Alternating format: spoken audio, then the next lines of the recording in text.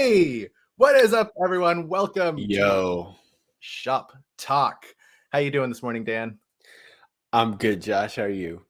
I am fantastic. Thank you very much. So for those of you who aren't really familiar with Startup Shop Talk, this is, after all, our very first episode. I want to welcome you to our new weekly interactive live stream show that exists right here on YouTube to talk entirely about startups and innovation from idea to product market fit. It's hosted by Dan Cassis-Murray of the Lean Innovator. Hello, Dan, and Yo. myself of the Right Box. And our goal is to create an open-ended forum where entrepreneurs can ask questions about innovation, about entrepreneurship, the startup lifestyle, the tools and techniques that go into that, to startup advisors, to investors, to entrepreneurs, to the peers, and all of that kind of stuff. And our kind of idea here is the idea of like, how do you eat an elephant, right? You do it one bite at a time. So no matter where your startup elephant is, I hope you hop onto the show each and every week, Fridays at 11 a.m., and we'll take a bite of that elephant together. Today's topic is on traction, but before we get to that, let's do a couple of quick intros here. And while we're doing that, I'd love you guys to throw some stuff down into the comments below. Tell me, are you a startup founder? Are you working on something? You got something going on? And while we're doing that, Dan, who the heck are you? Well, I'm Dan. Quick shout out to Laura and Javi who have joined us right now. At least in the comments. It's great to see you guys. That means we're with friends. So, anyways, hey, I'm Dan Casas-Murray, otherwise known as DCM from time to time, or Dan CM. Anyways, I'm a professional student teacher. I love learning about stuff, and I love talking about what I've learned so that it can help other people. And the thing that I'm really super intrigued about is how to find customers by examining that which is hidden in plain sight. In other words, turning over rocks and looking for insights and golden nuggets, as it were. So I'm the founder at the Lean Innovator, which is an organization that shows folks, and by organization I mean me, that along with partners, that shows folks how to co-create products with customers. So that's who I am, but I want to know who this character JDM is over here. Yeah. So good morning, everyone. I see John has joined us What here. up, So John? good morning, John. Really happy to have you there. So just a little quick, by way of quick introduction, my name is Josh David Miller, aka JDM. I like to think of myself as a professional instigator, like Woody Woodpecker kind of thing. I'm a professional Woody Woodpecker. But more specifically, I specialize in the metacognition of innovation and entrepreneurship. But my superpower is finding the right next question to ask to create focus, to create clarity, to create potency.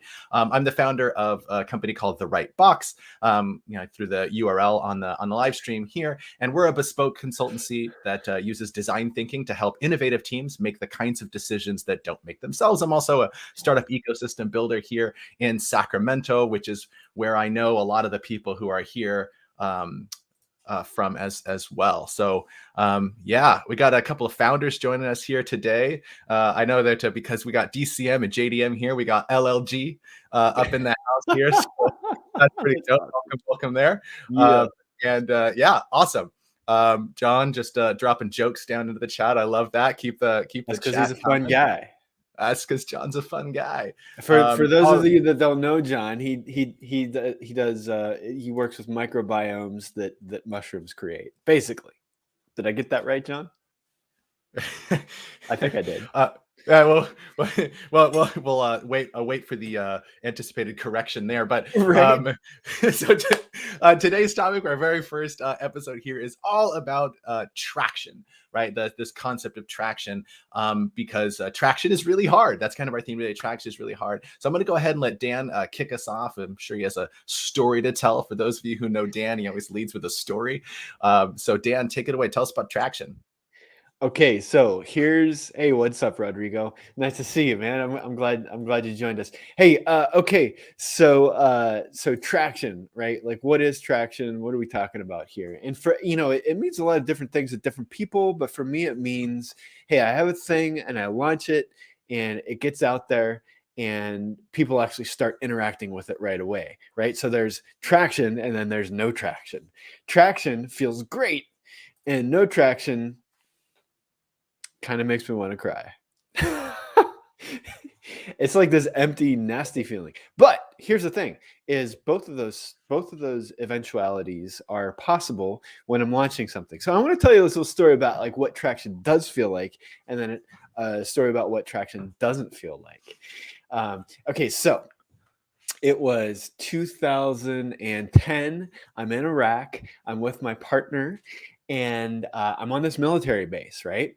And on the military base, they needed internet service. And in Iraq, it's a little different. You can't just like call up, your internet service provider. It doesn't come with a house, right? It takes some things. It takes setting up towers, and it takes beaming a signal to a location and all that other kind of stuff, right? And so that's what we did. We basically delivered internet service to a particular area using wireless technology and all that other kind of stuff, right? So we're on this base, and we go to the people that are in charge of the base, and we're like, hey, we want to provide internet. And they said, we went through the whole process of how much is it going to cost, and is this right for everybody, and all this other kind of stuff. Finally, they were like, okay, cool, set up your shop, let's go. And the first day that we weren't in business, but we announced that we were going to be in business, we had people lining up giving us actual cash. There was no service to speak of. And in fact, it wasn't going to be for another 30 days that we were actually going to be able to deliver internet access to people. But they were lined up with cash in hand. Now, here's the other thing is they had this money, they were giving it to us, and they were military members. And the thing about military members is they have commanders, and the commanders have direct line of access to the people that actually told us that we were able to do this. In other words, if we screwed people over, people were going to know about it, and they were going to know quickly. And so I was like, oh man, we really got to make sure we execute on this thing. Okay, so that's what traction felt like. Traction was, hey, we put a thing out there, we hit the need at the right time, at the right place, we were the right people talking to our customers, and everybody wanted it. And while it was a little scary, it was also kind of dope. I remember going out to the parking lot outside of the base wall, and my partner and we were just counting cash money, listening to some techno in the background. And I was like, fuck, man. Oop, I said the F word, my bad. I was like, yo, this is really cool. This was awesome, right? And of course, there was the whole thing that we had to execute on later. Yeah, that tension was there, but I was like, wow, this is amazing. So that's what traction felt like. That's what traction felt like when we had like basically everything kind of lined up. Now, what traction doesn't feel like is when I got back to the States after I was finished with that adventure. I was like, man, this is really great. I want to do this again because, like, yo, we did it. We did it. And so I kind of felt to myself, I was like, okay, well, I could just pick anything I want, and I can just start doing stuff and have people like interacting and wanting what I want, wanting what I had and everything like that. So I created this thing, and it was a device that would help basically it was a device that was going to help me know when I was parking too close to the wall, right? So this like hardware device, so he's using an Arduino for it and everything like that. And it was pretty janky, but I was like, yo, I'm going to do this, and I'm going to put it out there, and people are going to love it.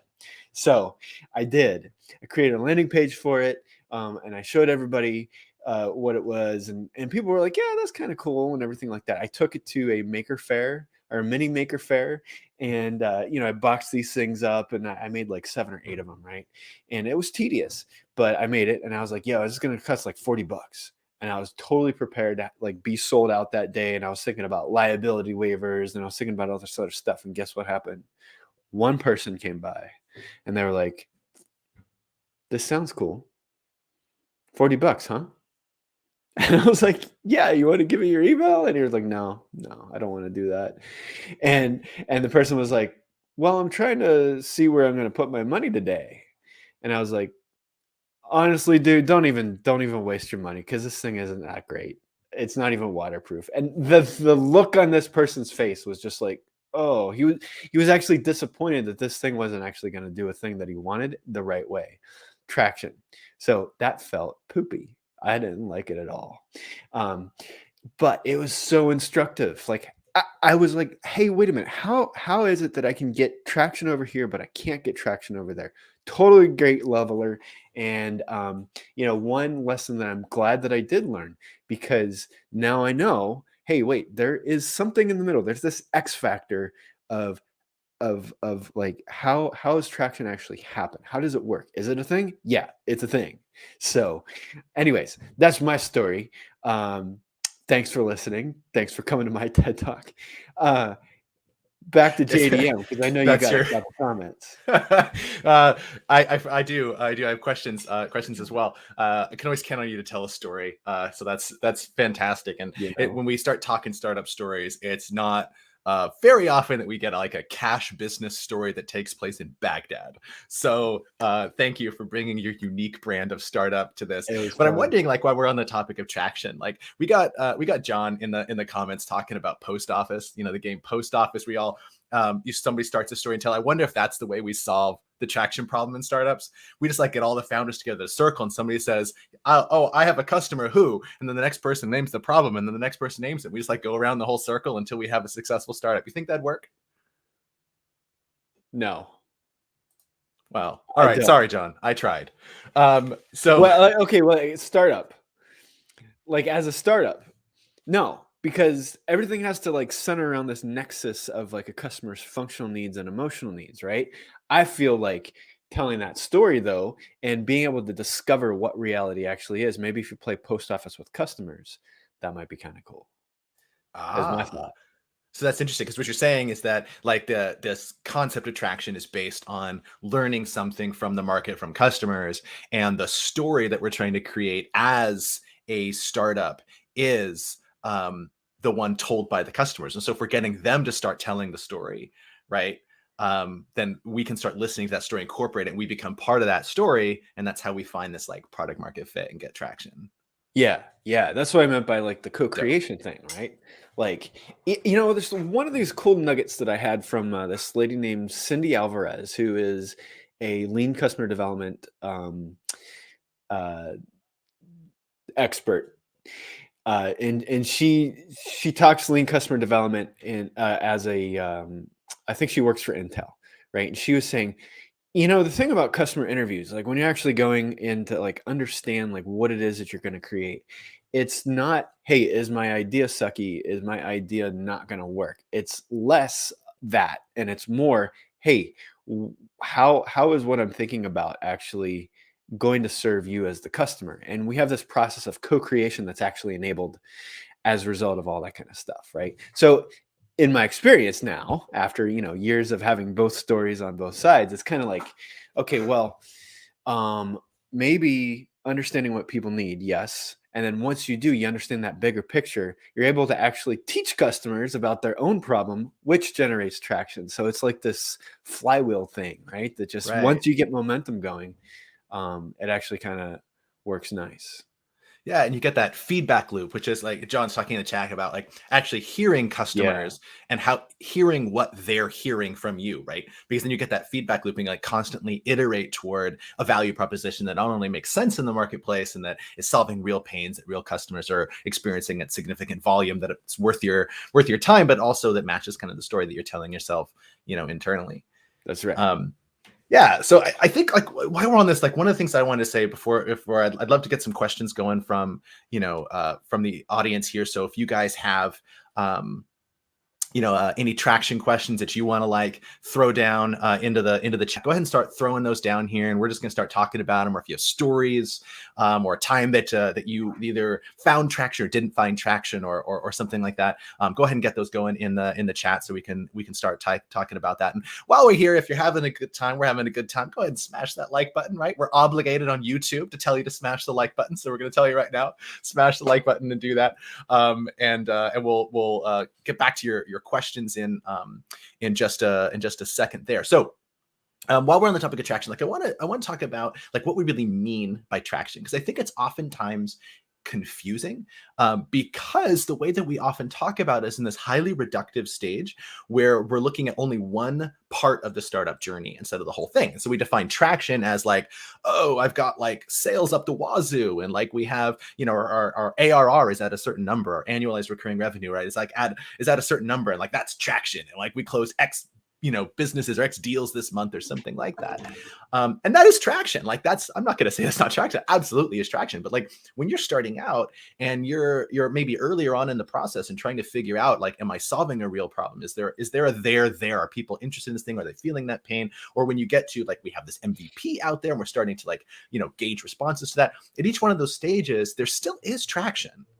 Right. It's like there still is there still is that concept of traction. It's just not exactly, the same thing. So one of the things that is that's really important is, I think, to define kind of what we mean by this idea of traction. And so one of the things for me is, I think of it, I'm going to give like an overly technical definition here, but for me, traction is the acquisition of confirmatory data in support of whatever the next question is. Right. And so what I mean by that is, like, at any stage of your startup journey, you have some hypothesis that you're working on, right? This is the next most important question that we have to answer, right? And it's like, that could be really early on in the journey of, like, are there people who have this problem, right? Are they feeling that pain? Is that pain really significant, right? And then eventually you're going to be like, is the acquisition rates that we're getting? Is our value proposition getting people to click in, right? And then eventually it's sales. But at any point in that journey, there's some question that's like, this is the most important hypothesis, the most important assumption, and we want to validate that. And traction is looking at getting confirmatory data from the marketplace and what that means. And so really early stage, before you have anything built, you can still have traction, right? And that traction is going to come in from whatever feedback you're able to get from the marketplace, because that's how customer development works, right?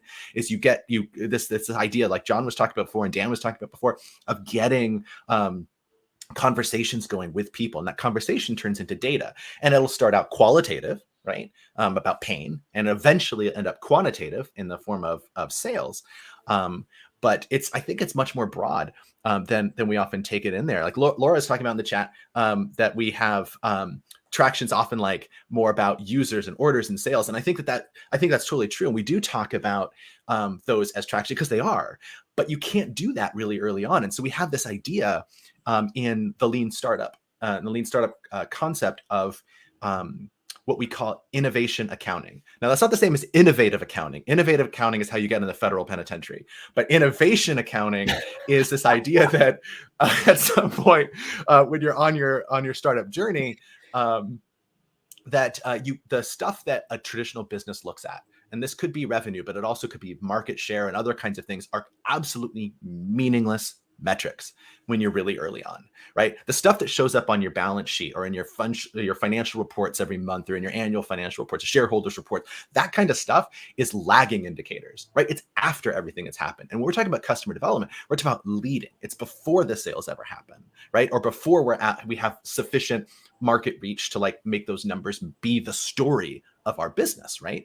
And so we use instead this idea of innovation accounting, where we look at metrics that are, if we chained them all together, would eventually lead, we think, right, to those balance sheet type metrics. So we have to start earlier on in the process. And when you're really early on, it's just going to look a little bit different. And so some of those metrics we look is this idea of like, this idea of confirmatory evidence.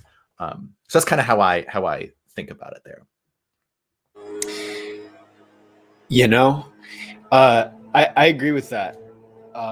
Sorry for the background noise. My bad. Is that the gardener? Do you have a gardener, Yes. Dan?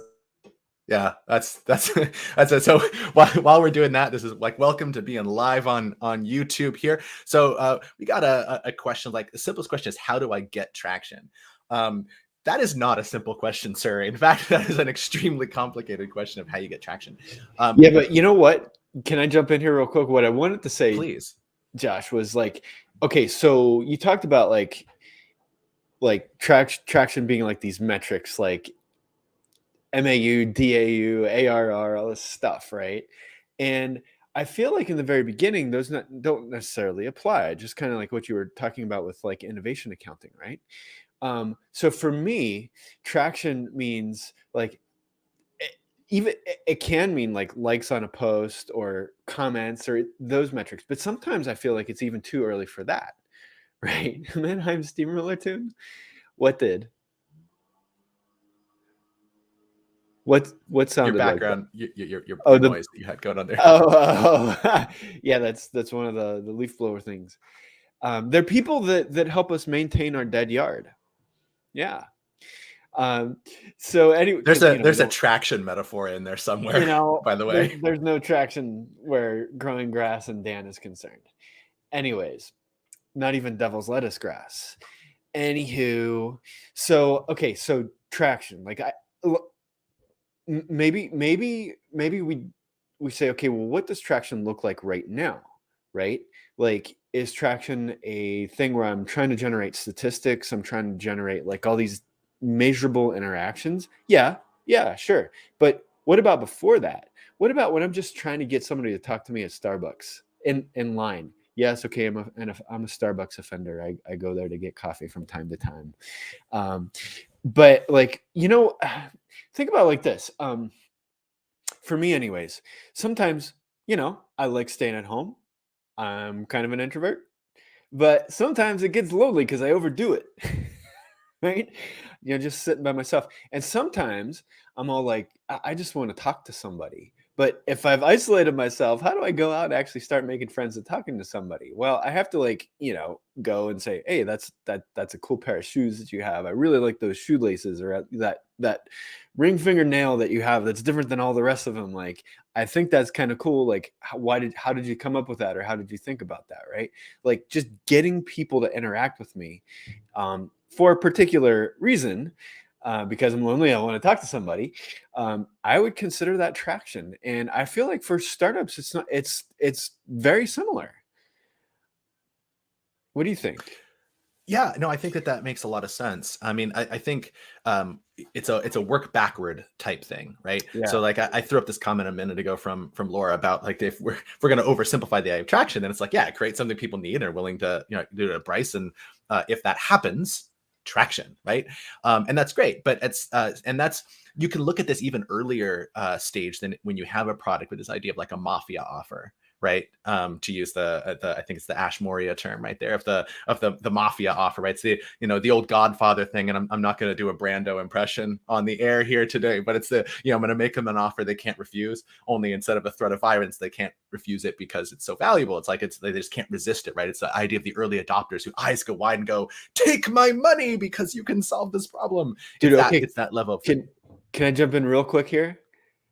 I wanted to tell you about something that I noticed. Is it okay? well, you already did. I did. I Yes. okay. Thank you. No, come on, jump in. All right. So there was one. Okay. So there's one thing about the internet business, and I called it the look. And it was when somebody hadn't had internet service for a while, and all of a sudden now they have a connection, and they logged onto their email. And this was back in 2010, right? When email was a commodity, or it wasn't yet a commodity, right? It was like, if you had it, great. If you didn't, I would notice that once I told somebody that they were connected to the internet and they logged into their email, everything else fell away, and all they were doing was fixating right on that screen. Like, I call it the look that I saw a couple of times, and I was like enough times to identify that this was kind of a pattern. And so I just wanted to relay that quick example as you were talking about that, JDM, Yeah, that whole that's great. irresistible thing.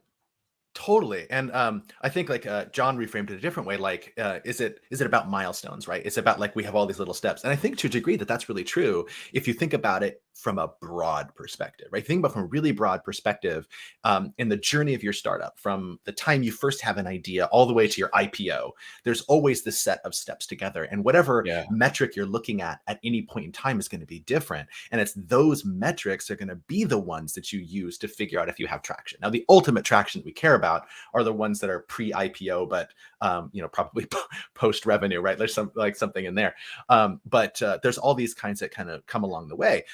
Laura threw of examples of some of these in the chat here, which I think are great. So if you're like really early on and you're trying to figure out like, is this a pain people experience? You can throw a Facebook ad or an Instagram ad, whatever the right platform is, right? A TikTok ad. And just see, are we getting engagement with it, right? That's traction, because you're saying that like, oh, I resonate with that pain. I feel that pain, right? Because they're liking the post or sharing the post or commenting on it or whatever it is. But you could also use that to link to a landing page, right? And then you have click-throughs, right? That we would, in pirate metrics terms, we would like call acquisition, right? That they clicked on it and came through. For those of you who don't know, they're called pirate metrics because it's an acronym for acquisition, activation, retention, revenue, and referral, or R.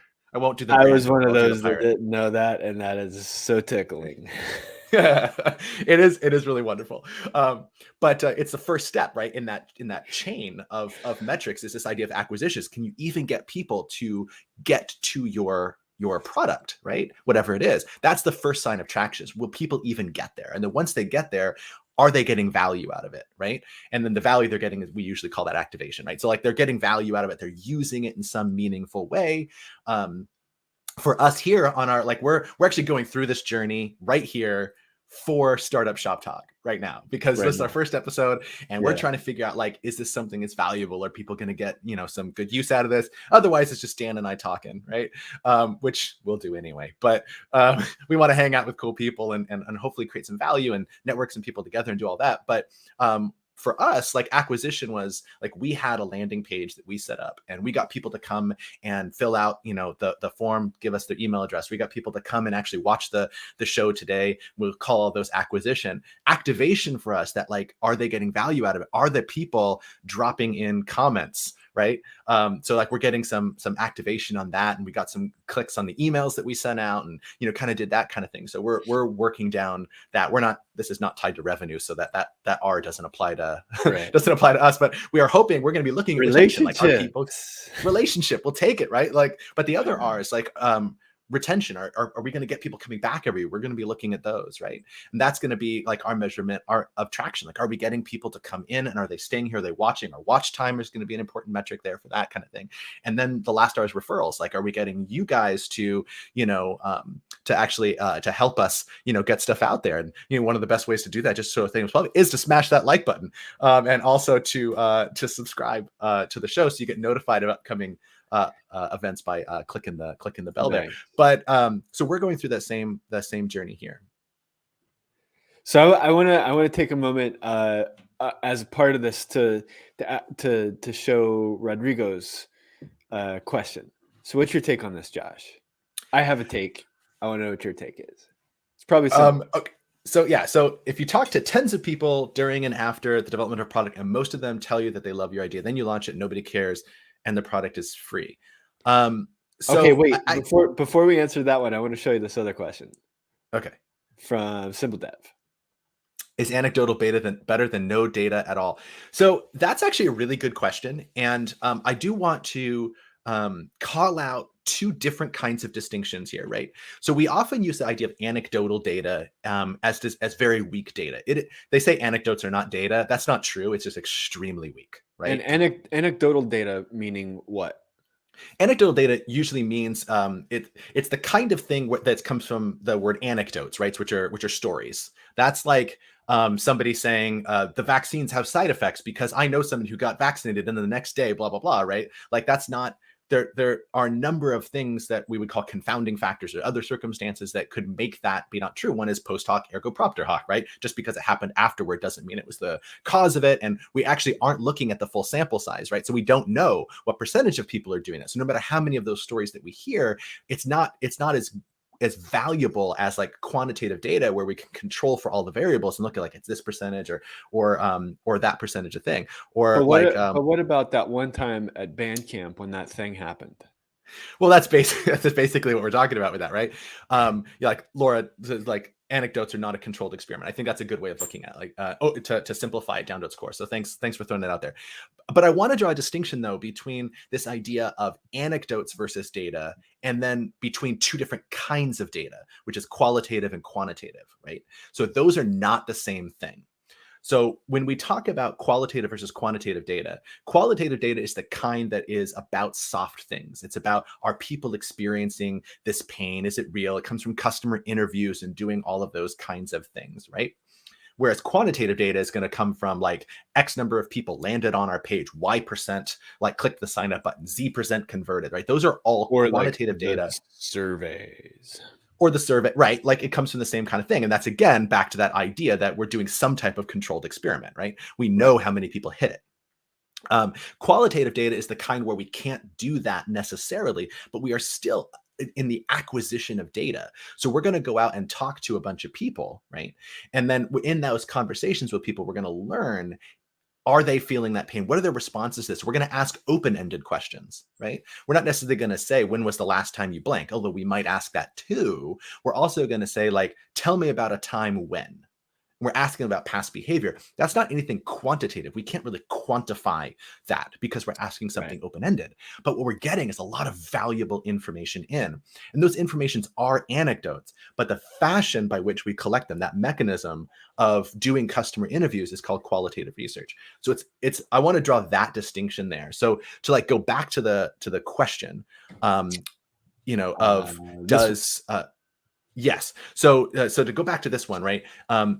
Qualitative data often comes first, right? So this is the idea of like, if you're talking with tens of people before, during, and after the dev of the product, and they tell you they love it and you launch it, nobody cares, right? That's the qualitative versus quantitative, right? That you could have then. That could be very, very real.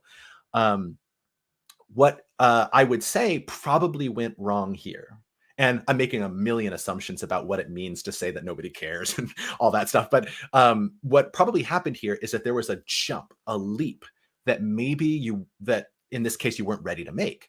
So you started talking to people, you started getting some interesting, they tell you they love your idea, and you do all that, right? But then you went and developed the whole thing, and now it's like we're nowhere. But I think that there was a step missing in there, right? So like, I'm going to oversimplify again, but like we talk about product market fit as like 3 different steps. You have problem solution fit, and then you have product market fit, and then you have business model fit, right? Like those go in sequence. And problem solution fit is that there are people out there who have this problem and they think your solution is the right one. And that is a step further, right, than just figuring out if they have a problem. And so there's probably some data that was missing here. But I actually have one more thing to say on this. Has to do with the mom test. And so I'm gonna let you go, Dan, before I come back to that. Well, you're talking about mom test. I mean, you're talking like my language and stuff like that. So I will let you explain that. But here's the thing that I wanted to interject is that people do their best to support me as an entrepreneur. And that means sometimes they're kind of damagingly kind to me. Because, maybe they like my smile, they like the way I talk to them, they like, the questions that I'm asking, and they don't want to be overly critical about an idea that I have. And so they will lie to me. Now, here's another lesser known thing about Dan is sometimes I miss social cues. And those that know me know that this is the case. And that's okay because everybody's so graceful with me. And for that, I'm grateful. But sometimes I will miss when somebody's actually giving me the answer for a bunch of different reasons. Number one, maybe it's because I'm just not picking up on it. But the other thing is sometimes I want to hear a specific thing, and I lead people just with my body language to tell them, hey, yeah, that's what I want you to tell me. If my product is cool, if my idea is cool, that kind of stuff, right? So a lot of times for me, I have to be very deliberate when I'm asking people about stuff. And, I'm dealing with content, right? I'm dealing with teaching people stuff. Is this an interesting idea? Oh yeah, this is fascinating. Okay, great. I don't believe you somehow, but like, I don't know why you don't believe me, or I don't know why I don't believe you. Anyways, the thing is, what I try to do the most is I try to remove me as the investigator altogether, so I can't contaminate any kind of results that I'm getting from a person. And the next question is, well, dude, how do you do that? Because if you're there and you're asking questions, like how do you actually observe somebody in the wild when you're actually talking to them? I mean, that's kind of like bias by design, right? And the idea that I have learned is by asking people this while watching for that. And I think that is what the mom test is all about. Yeah. Ish. From a dance, yeah, no, definitely. So I threw up Laura's comment a minute ago about not asking friends and family because they'll lie to you, right? And you're kind of talking about some of the same types of things. And so I do think it's really important that you get data outside of your friends and family, because you really want to you should be talking to as many people as possible, right? But this idea, the story behind the mom test is this: like, let's say Wait, you go wait, into a wait. restaurant. What's the mom test? I'm going to Sorry get to into interrupt. that. Oh, That's what I'm okay. going to, yes. My bad. So My bad. that's all right. That's all right. You're preempting me because I'm pumped. All right. So the idea behind the mom test is this: like, you go into a restaurant and you have this like thoroughly mediocre meal. Like, it's not terrible. It's not like you're not sending it back, right? But it's not good. It's just like, yeah, right? Like chain food, right? That kind of thing. And at the end of the day, the waiter, the waitress, comes up to your table and he says, "So how was everything?" And almost all of you out there are going to respond, "It was good." Right. And there's two really important things to note about that interaction, right? One is that we know that he doesn't care, right? He's like waiting tables. He's got a job to do. We know he doesn't care if you really enjoyed the food, asterisk, asterisk, right? But we know that, and yet we're not willing to say that the food is mediocre because it's awkward, it's weird, it feels rude, right? We don't want to tell people things that they don't want to hear. Translate that same situation over to you out there talking about your startup, and you go up to somebody and you say, "I'm working on this idea and I think it's blah blah blah blah blah. What do you think about it?" They know you care. We won't even lie to the waiter, and like, we're not going to lie. It's right. I'm sorry. We won't even tell the truth to the waiter, and we're not going to tell the truth to you, or we're going to find soft ways of saying it. We're going to go, kind of go around it, beat around the bush a little bit. You're not going to get really valuable data. So the idea behind the mom test is that you want to be able to ask questions that even if you asked your own mother, she'd have no choice but to tell you the truth, right? So you can't go up and say, "Hey, mom, you like my startup idea?" Because mom's going to say, "Oh, yes, honey, I love it. Such a great idea. You're going to be so successful out there," right? Instead, you want to ask questions that even she's going to tell you the truth to. Oftentimes, that's things like, "Tell me about a time when," right? Or, "When was the last time that?" Or, "How often do you?" Right? She's not going to lie to those questions because you're just asking for data, right? And so that's the mom test. You want to ask those kinds of questions because you're going to be able to avoid a lot of the biases that come with that kind of thing. You're getting real data, behind the scenes. Okay, so there's one question that I always like to ask after that about, like, tell me about a time when, right? And you know what? You know what is cool? This also works for interviews. I've found, like, as a person hiring other people, right? Like, you just don't know who you're getting. But one of the things that I read and I picked up on a long time ago was that when you're interviewing somebody, you're going to ask them, "Hey, well, tell me about your work ethic and what's your weakness other than perfectionism," right? Um, but the thing that is really telling for me is when I get the person to tell me a story about that last job that they had and the people that they were working with, because then you can see all the little stuff, all that little drama that happened with that person. And so this functions sort of like the same way, right? Like, "Hey, mom, tell me about the last time that you went to the cookbook and there was a page missing. Didn't that suck?" Or like, how did that throw off your plans? And so we're getting people to tell us objectively what occurred. Now, inevitably, what happens, because interviews are lightweight interrogations, and as far as I'm concerned, they're compassionate interrogations. That's how I'd like to think about them, because I'm eventually going to use that information to help those folks, right? What I want to do is I want to look for those emotional cues as people are telling their stories, and then that's when for me anyways, this is when the magic happens. This is when the nuggets come out. It's like, "Hey, wait a minute. I noticed that while you're telling your story, like, there was a pain point back there. Like, this, not only, like, you couldn't reference the recipe in the cookbook because the page was torn out, but it threw off the rest of your plans. And tell me about why that threw off your plans." And then mom's going to tell me, "Well, we had these people coming over and I didn't know what was going to happen. Well, why was that an issue for you, mom?" "Well, because, like, I'm supposed to be this person, I'm supposed to be that person, and I'm not going to be able to be that person because there's a page missing in my cookbook." Right? That kind of thing. So really what I get to do is I get to use those stories that people are telling me about their actual things to locate and zero in on those emotions that they're experiencing at that time.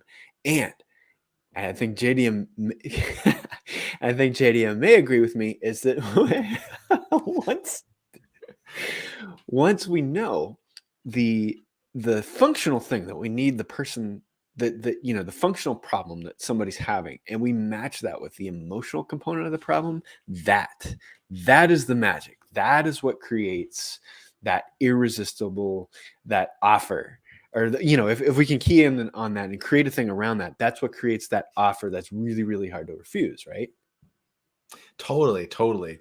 I noticed John said he almost got beat up the last time he told a waiter is mediocre. So I really want to hear the story there. Wish we I could bring kind of do John too. on camera right now so we could tell him I that, know, right? or he could tell us that story because that'd be great. I want to connect what you just said, Dan, back to the advice Laura was giving before about like not asking your friends and family, and that's because there's two pieces to this, right? So Dan's talking about like, okay, they have this pain and like they're responding to it. And there's an emotion, like the emotional connection that comes to that pain, right?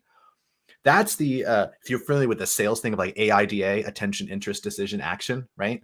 So it's the decision and action part that are missing from that, right? So when we start getting there at like, do we have your attention? Like, are they start signaling that they're interested because you're asking them things, you're feeling the emotional response.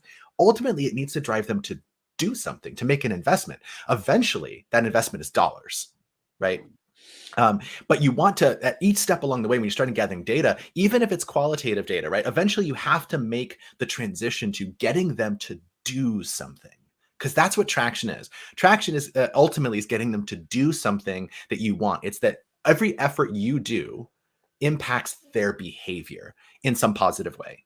So what you want to do is actually get them to give you an email address, right? Early on, right? Maybe you get an email address or get them to follow you on social, right? All those are actions that signal interest. Or in my case, not block you on social.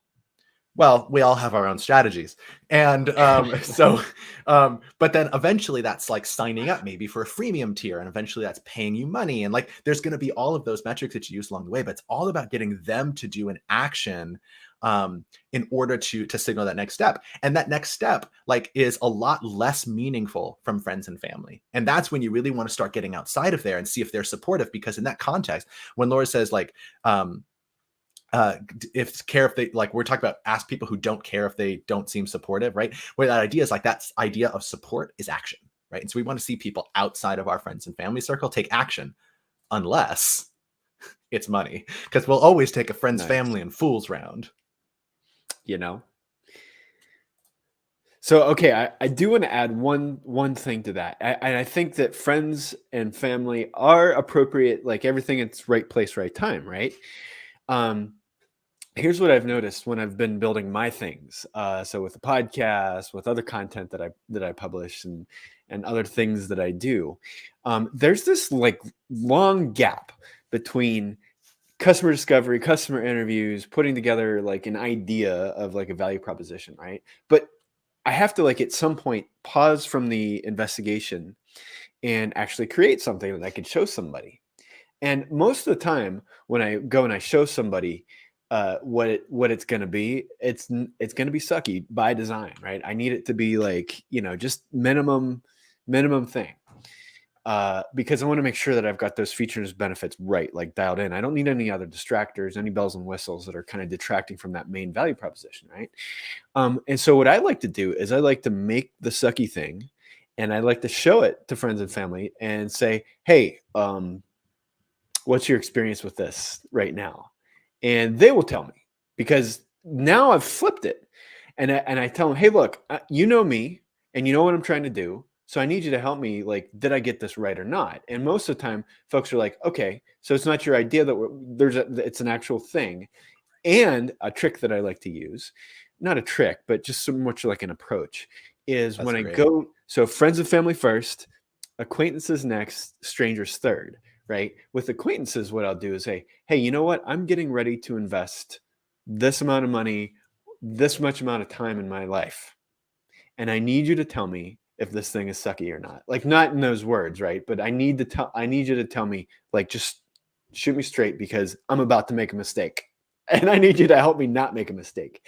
And so they'll help me after that. So like just kind of going at least on what you're talking about, JDM, is friends and family. Like, are they? Yes, they're great, but right time, right place. And what do those look like? And how's that dynamic? And at what times? And that kind of thing. Yeah, I love that. I also, that's really wise. And I also go back to this thing that I often tell entrepreneurs, that entrepreneurship is one of the most vulnerable things you can do. it's not showing up to your job every day. I mean, that is vulnerable, right? Because you're going to be judged at the workplace based on what you do. But in entrepreneurship, you're putting yourself and ideas that are like really close to you and really dear to you, that you're putting all this time and energy and like wrapping your self-esteem into, and like you're putting it out to the market and saying, judge me. And you're going to get judged, right? That's what traction is. Traction is positive judgment, but the not traction is the other kind, right? So you're putting yourself out there to be judged, and a lot of times it's not going to go well, right? There's going to be this concept of failure along the way, and failure is real. Failure is part of the journey to traction, right? Failure is defining the negative space. It's saying, don't go here because we want to go there, right? So you're going to fail to define the negative space so that you can go on the path to attraction. But it's vulnerable and it's really hard to do. And that's another reason to like go on that same journey that you're talking about, Dan, of like, start with friends and family because they're the safest, right? So family, friends, acquaintances, right? And then kind of move out there because you're starting in also in a safer space. And that doesn't really matter at the end of the day for anything more than psychology, but it can help us to start with a safer space. Also, by the way, this is a safe space too. So if you like want that kind of stuff as well, like, you know, Dan and I are here for that kind of thing, but there are also a lot of other places that are super supportive too. I saw a little while ago, Laura was putting in a plug for 1 million cups, which Dan and I and Laura also are on the organizing team for 1 million cups, and there's chapters all over the country, but we got ours here in Sacramento. It's a good place to come and talk about your business. We're every Wednesday at 9 a.m. So it's really fantastic. So we got a couple of the questions I want to get to from here. So Javier was asking about scale, right? So going back to this question of, I talked to tens of people, it seemed positive, I put it out there, it didn't go well, right? Maybe it's a matter of getting more people. I think that's interesting. And like more is not always better, but more is more often than not better than less, right? That was a confusing way of saying it. More is usually better. There we go. But there's a different ways that you can approach this kind of thing. So I wonder if you have any thoughts on that, Dan, before I chime in there. No, I'm still savoring the phraseology. Okay, you're welcome. So I think this is why I love JDM, folks. Because he has a nice way to of putting offer things something. that just like makes this thing like work. I love it. Sometimes it just causes the gears to grind too. Let's be honest. I mean, that's okay. It's all exercise, right? That's right. Keeping you intellectually fit here. So anyway, I think this idea of scale is a point in time thing, right? So eventually, like, you need to be able to scale up. And so when you start doing early interviews, like there's this idea that you need to talk to hundreds of people in order to get to this idea of like statistical significance. And statistical significance has to do with how narrowly or broadly you're defining a target, right? So when we're getting into this, I don't want to get really deep into statistics, but the idea is that if we're asking a really narrow question, like we're trying to validate, like say the null hypothesis, right? What is the likelihood that this is true, assuming that our hypothesis, let me rephrase that. What is the probability that the result we got from the experiment is true, even if our hypothesis is wrong? Right. So like, even if we're hypothesizing A, if A is wrong and we got the data that looks like A is right, what is the chance of that? So that's when we say like a 95% confidence interval for that is meaning that it has only a 5% chance of being true, like a 1 in 20 chance of being true. But that's because we're back to stats class, man. I know. So like I was doing calculus, right? And I understood calculus. Calculus was like, there's an equation that's definitely like, you could boil down to find like the variables and all that kind of stuff because there's algebra in there. It's all like very deductive, right? But when I went to a stats class, I just didn't get it for like the first couple of classes. And I was like, yo, like calculus made this part of my brain hurt, but stats makes this part of my brain hurt. I love that. It's such a great, like almost opposite approach to things, to numbers and analysis. So anyways. Yeah. The cool thing about stats is it gives us a way to think about things, right? So it's less, being able to do the math for most of us is less important than being able to use what the math is implying. And so like in this case, the statistics imply like how confident you have to be, right? In order to ask that really narrow question. The difference though is that when we're in a really early stage start, particularly when we're doing qualitative research, we're actually not asking a really narrow question. So that what we're doing is asking a very broad question to see, like, are we walking in the right direction? It's more this as opposed to this, right? If you think about like Pac-Man, right? So like this is the direction we're walking, and then everything else is the direction we're not walking. And so when you start asking like really broad questions, the sample size can get really, really small because you're just saying like, are we on the right track? Kind of ish. Yeah. Right? Is it that way as opposed to that way? And so then oftentimes, like when we do a design sprint, for example, we'll talk to five. Five is our sample size, 5 customers, because we're asking a directional question. And that doesn't mean you're done, right? That just means 5 people was enough to know, are we on the right track? Should we up our investment and take the next step? And so this is this idea of, to go back to like Javier's question of scale, is that you're going to start out small and you're going to say, am I on the right track? If it seems like I'm on the right track, which means, am I getting consistent feedback, right? Is it consistent that I'm hearing? Then you up the ante, right? You scale and you up your investment a little bit. And then you keep going down that path. You're getting consistently confirmatory data, right? Traction. Then you up your investment and you talk to more people, right? And you just keep going down that path as you increment up. But the important idea is that chaining of indicators, right? Figure out if you're on the right path and then scale. Yeah. Well said. I love this comment from Rodrigo about Y Combinator Startup School, that entrepreneurs can give other entrepreneurs feedback. Like this is so hugely valuable, is to get feedback from other entrepreneurs who have been in your shoes or are in your shoes right now or will be in your shoes in the future. Audience of your peers, again, shameless plug for 1 Million Cups, because that's literally the entire point of 1 Million Cups. So we'll drop a link in the show notes to 1 Million Cups. But I love that. I love that. Oh yeah, I remember what I want to say. Okay, so you were talking. I love how you put that, Josh. It was like, okay, well, in the very beginning, we're not asking like nuanced questions. We're not doing surveys, right? And the reason is because we don't need those nitty gritty answers yet. All we need to know is, are we on the right track or not? And sometimes people ask me, well, how many interviews are right? What's the number? And I usually tell folks, well, when you see recurring patterns emerge in people's answers, that seems to be good confirmation that you have enough to take the next step, or as you say, ask the next question. And I think that's important for us to note. As startup founders and entrepreneurs, I feel like, for me anyways, I feel like, so here's the thing. There's all these things that we have to be cognizant of, and there's all these interviews, and there's all this data, and there's all this like, what are we going to do, and all these things, right? But it's sort of out there for us to understand. But for me personally, I have to understand, how does each of these things fit in a timeline for me? Like, what does that timeline actually look like? Is it important to get 100 interviews? Yeah, but when? Is it important to get 5 interviews? Yeah, but when? And oh, by the way, what fidelity of data should I be getting? And am I doing a directional check, or am I doing a feature check? That kind of stuff. So I really love that you brought that up.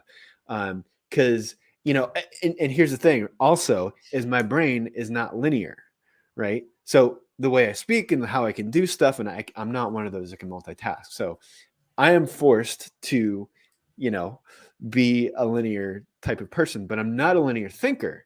And so that really jiggles my brain a little bit, right? Because I'm thinking about aspects of a business that are appropriate maybe 6 months down the road, 12 months down the road, when a particular condition is met.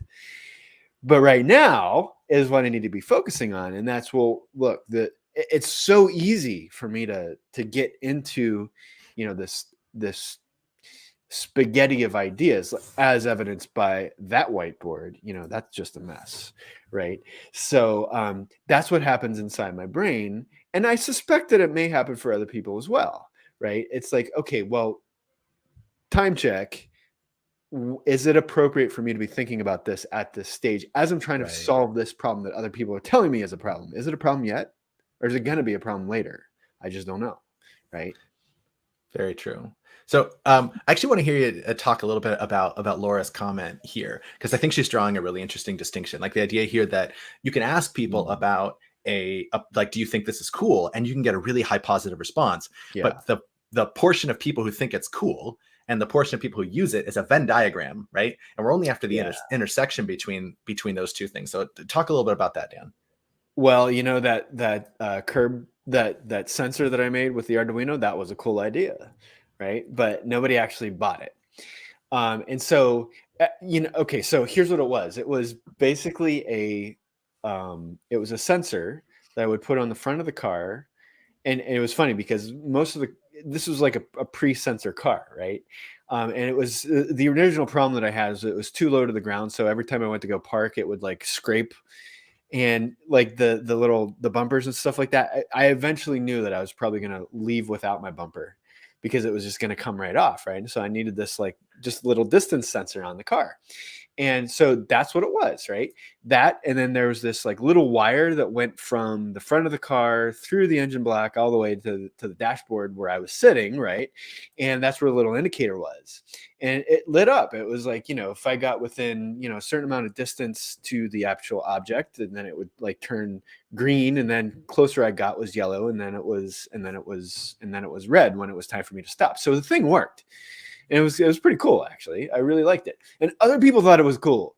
They came up to the booth and they were like, hey, what is this? This is really neat, and this and that. And I'm like, let me show you how it works. And I showed them, and they all thought it was great, except they didn't want to pay what I was asking for it.